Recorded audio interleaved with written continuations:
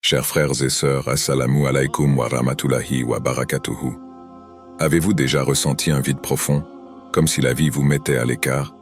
Ce silence, souvent mal compris, pourrait être un signe qu'Allah prépare votre âme à quelque chose de grand. Ce script explore 7 raisons pour lesquelles Allah isole certains de ses élus. Chacune d'elles dévoile une sagesse cachée, destinée à purifier, renforcer et guider. Premier, protéger l'âme et préserver la foi. Être entouré en permanence par des influences variées peut parfois nous éloigner de la clarté spirituelle dont nos cœurs ont besoin. Allah, dans sa sagesse infinie, sait que certaines relations ou certains environnements peuvent corrompre cette pureté. Comme un jardinier qui taille les branches mortes pour permettre à l'arbre de prospérer, Allah vous éloigne des distractions qui affaiblissent votre foi. Cette séparation, bien que douloureuse au départ, est un acte de miséricorde conçu pour vous recentrer sur ce qui est essentiel. Parfois, ce retrait semble soudain, comme une rupture inexplicable avec des amis ou des proches. Pourtant, c'est dans cette solitude que vous commencez à entendre la voix d'Allah plus clairement. Imaginez un diamant brut enfoui dans la terre. Pour révéler son éclat, il doit être extrait, nettoyé et poli. De même, Allah vous isole pour raffiner votre âme, la débarrassant des impuretés qui ternissent votre lumière intérieure. Allah nous rappelle dans le Coran « Et ne sois point triste et ne t'afflige pas, car tu seras supérieur si tu es croyant. » Sourate Al-Imran 339. Ce verset souligne que même dans l'isolement, la foi nous élève. Elle nous donne la force de rester ferme face aux défis et d'avancer avec confiance. En fin de compte, ce moment d'éloignement est un appel divin à se réaligner avec lui. C'est un espace sacré où il vous remplit de paix, de guidance et de force. Ce processus vous aide à reconnaître que votre valeur n'est pas définie par le regard des autres, mais par votre lien avec Allah. Ainsi, cette séparation devient une bénédiction déguisée, une purification de l'âme et un retour vers la lumière. Deuxième, façonner le caractère et renforcer l'introspection. L'isolement agit parfois comme un miroir qui reflète nos véritables intentions. Être confronté à soi-même dans le silence peut être inconfortable, mais c'est aussi une opportunité divine pour se transformer. Dans ces moments, Allah vous invite à regarder au plus profond de votre âme et à affronter les habitudes ou les failles qui freinent votre progression spirituelle. Lorsque les bruits du monde s'éloignent, vous commencez à entendre des vérités que vous ignoriez auparavant. Ces instants vous forcent à ralentir, à méditer et à réévaluer vos priorités. Le prophète Muhammad, paix et bénédiction sur lui, a lui-même cherché refuge dans la grotte de Hira, où l'isolement est devenu un terrain d'entraînement spirituel avant sa mission prophétique. Allah nous rappelle, et ceux qui luttent pour nous, nous les guiderons certes sur nos sentiers. Allah est en vérité avec les bienfaisants. Sourate Al-Ankabut 29-69. Ce verset souligne que l'effort et l'introspection mènent à une guidance divine et à un renforcement spirituel. Lorsque vous êtes seul, vous découvrez vos forces et vos faiblesses. Vous apprenez à dépendre uniquement d'Allah et non des opinions ou de l'approbation des autres. Cette solitude devient alors un atelier divin, où vous êtes poli et affiné comme une pierre précieuse, préparé pour briller dans un but plus grand.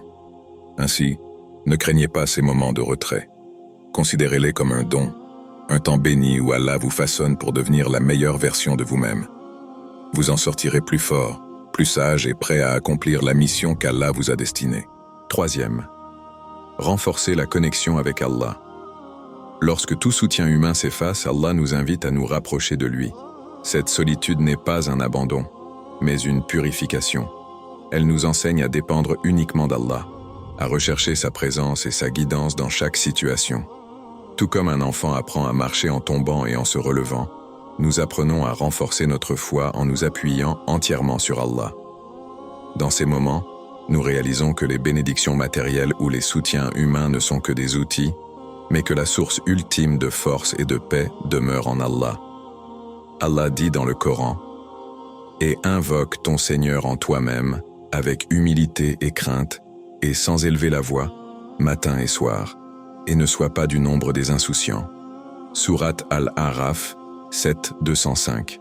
Ce verset nous rappelle l'importance de chercher Allah dans la tranquillité et l'humilité, même dans les moments où nous nous sentons seuls. Cette connexion renouvelée avec Allah ne signifie pas s'éloigner des autres, mais revenir vers eux avec une foi purifiée et renforcée. Vous devenez ainsi une lumière dans leur vie, les guidant par votre propre transformation intérieure. Dans cette solitude, vous trouvez la sérénité et une force invisible qui vous prépare à affronter les défis futurs avec courage et sagesse. Allah utilise ces moments pour nous rappeler que tout commence et se termine avec lui. 4e, préparer à des épreuves et des missions plus grandes. Allah façonne ses élus comme un forgeron affine son métal.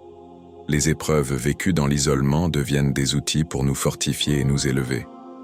Le prophète Youssouf, jeté dans un puits et emprisonné injustement, a vu ces épreuves devenir une préparation pour un rôle de leadership et de sagesse. Lorsque vous traversez des moments de solitude, considérez-les comme des phases de raffinement. Allah vous prépare à un objectif qui n'appartient qu'à vous, un rôle unique dans sa création. Tout comme l'acier est forgé dans le feu, vous êtes purifié et renforcé par ces moments d'épreuve. Allah nous rappelle, et ne faiblissez pas, et ne vous affligez pas alors que vous serez supérieur si vous êtes croyant. Sourate Al-Imran 339.